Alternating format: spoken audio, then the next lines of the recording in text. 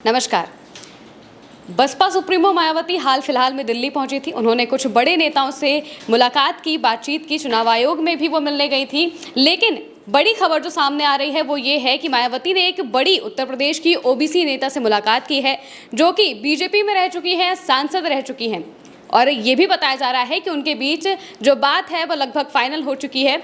कौन है वो बड़ी नेता, साथ ही क्या बातचीत हुई है, क्या मीटिंग हुई है, ये जानने के लिए हमारे साथ चंद्रकांत जी मौजूद हैं। चंद्रकांत जी, मायावती ने कौन सी ऐसी बड़ी नेता है जिनसे मुलाकात की? देखिए, भारत एक सोच पर हमने उस दिन भी बातचीत की थी और हमने ये बात कही थी कि मायावती दिल्ली गई हैं और मायावती का दिल्ली दौरा बेहद खास है, क्योंकि आपने भी देखा कि बहुत दिनों बाद ऐसी तस्वीर सामने आई कि मायावती किसी से मीटिंग करने के लिए पहुंची थी। चुनाव आयोग मायावती पहुंची थी, वहां उनके साथ सतीश चंद्र मिश्रा भी थे और उनकी पार्टी के नेशनल ट्रेजरर भी मौजूद थे।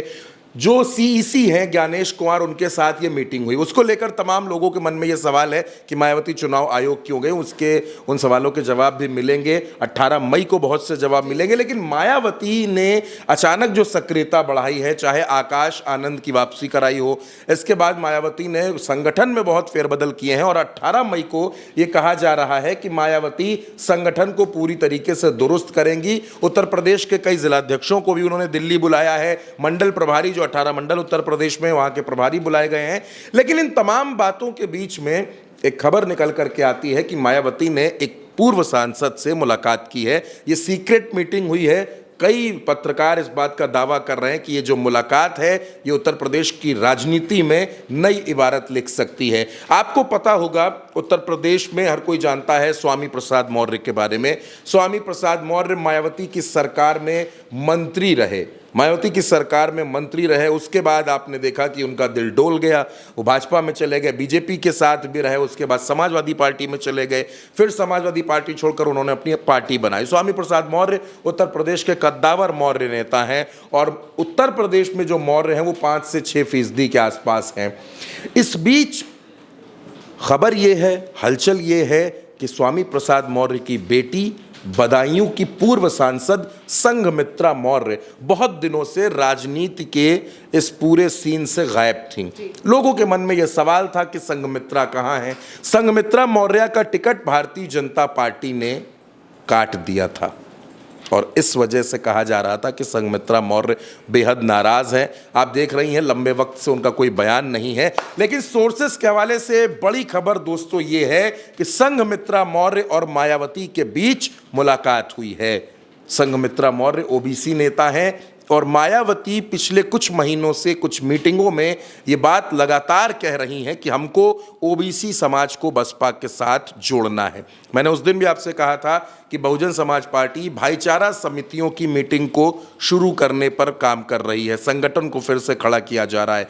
मायावती खुद दलित समाज की नेता हैं, बड़ी नेता हैं और आज भी ये बात कहने में कोई गुरेज नहीं है कि दलित समाज बहुत हद तक बसपा से जुड़ा है, बसपा को वोट देता है और मायावती अपनी उसी ताकत को और मजबूत करना चाहती हैं। दूसरी तरफ जो ब्राह्मण वोट्स की बात होती है बहुजन समाज पार्टी में, तो सतीश चंद्र मिश्रा लगातार ब्राह्मणों को जोड़ने पर काम करते रहे हैं। हाल फिलहाल बसपा के पास कोई ब्राह्मण नेता नहीं है, क्योंकि नकुल दुबे, अंटू मिश्रा सरीखे जो नेता हुआ करते थे, ब्रजेश पाठक हुआ करते थे, रामवीर उपाध्याय हुआ करते थे, गणेश शंकर पांडे हुआ करते थे, विनय शंकर तिवारी हुआ करते थे, ये तमाम नेता बहुजन समाज पार्टी से अलग हो चुके हैं। तो ऐसे में मायावती ने अब ओबीसी वर्ग को साधने की रणनीति पर काम शुरू किया है और मैं आपसे ये कह सकता हूं कि अगर संघमित्रा मौर्य बहुजन समाज पार्टी में आती हैं तो जो बदायूं, आंवला, बरेली, पीलीभीत, शाहजहांपुर की बेल्ट है, इस बेल्ट में मायावती को एक बड़ा फायदा मिल सकता है, क्योंकि संघमित्रा मौर्य महिला है, पहली बात। दूसरी बात, ओबीसी समाज से आती हैं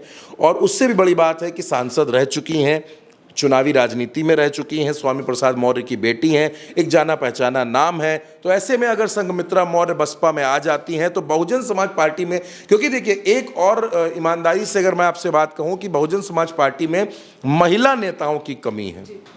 जब आप महिला नेताओं का नाम लेते हैं तो मायावती के बाद सेकंड लाइनर कौन है, किसी को नहीं पता। एक जमाना था जब बसपा की सरकार हुआ करती थी, वैसे भी जब सत्ता होती है तो सारे नेता आपकी पार्टी में होते हैं, जब सत्ता नहीं होती है तो आप अकेले पड़ जाते हैं। जैसे कि कहा जाता है कि सफलता हमेशा सफलता के 100 बाप होते हैं और असफलता अनाथ हो जाती है। तो वैसे ही जब मायावती सरकार में थी तो आपने देखा राज्य महिला आयोग की उपाध्यक्ष हुआ करती थी ब्रजेश पाठक की पत्नी नम्रता पाठक, रामवीर उपाध्याय की पत्नी सीमा उपाध्याय, उनका भी बड़ा जलजला हुआ करता था। उस समय जिसको देखिए वो बसपा में हुआ करता था, महिला नेता हो पुरुष नेता हो सब बहुजन समाज पार्टी में हुआ करते थे।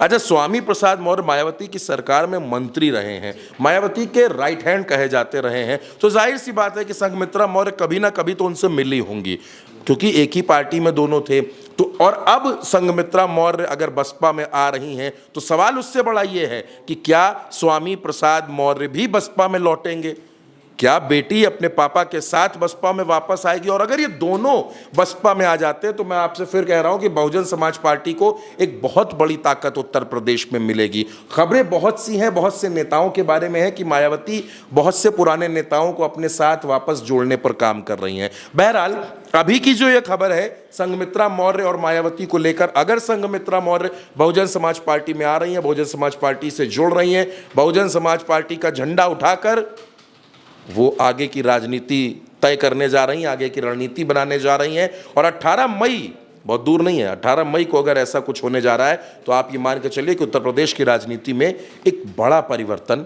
देखने को मिलेगा। जी बिल्कुल। और अगर संघमित्रा मौर्य बीएसपी में आ जाती हैं, मायावती के साथ आ जाती हैं, तो इसका फायदा मायावती को तो मिलेगा ही, बीएसपी को तो मिलेगा ही, लेकिन संघमित्रा मौर्य के लिए भी एक बड़ी अच्छी बात होगी।